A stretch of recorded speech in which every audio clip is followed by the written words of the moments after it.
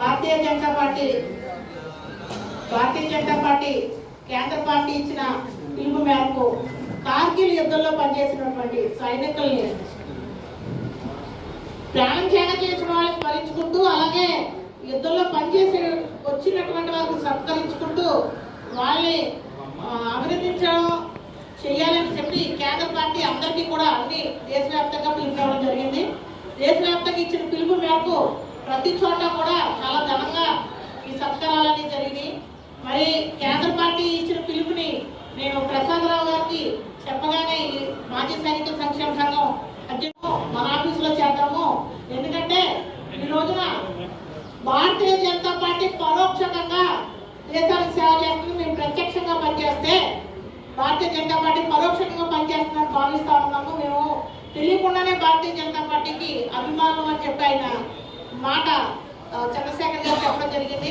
మరి ఆ పిలుపు మేరకు ఇక్కడ రాజమండ్రి తూర్పుగోదావరి జిల్లా మాజీ సైనిక సంక్షేమ సంఘంలో కార్గిల్లో పనిచేసినటువంటి లిస్టు చూసుకుంటే 60 మంది పైచులుగా ఉన్నారు.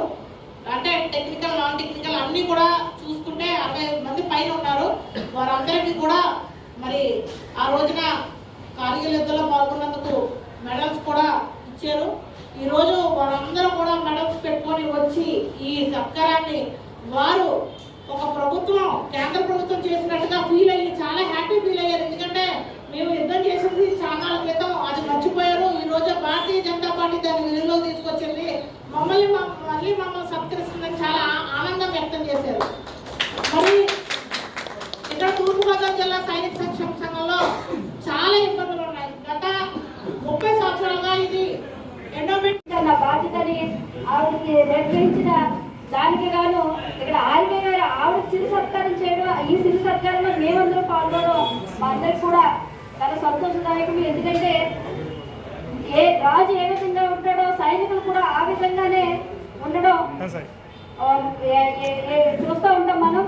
అలాగే నరేంద్ర మోడీ గారు సైనికులకి ఇచ్చినటువంటి ప్రోత్సాహం కానీ వారికి ఇచ్చినటువంటి ధైర్యం కానీ భారతీయ జనతా పార్టీ కుటుంబ సభ్యులు కానీ భారతదేశ ప్రజలందరూ కూడా సైన్యం వెనకాల అలాగే నరేంద్ర మోడీ వెనకాల ఉన్నారని తెలియజేయడానికి మొన్న జరిగిన సింధూర్ మనం చూసాం.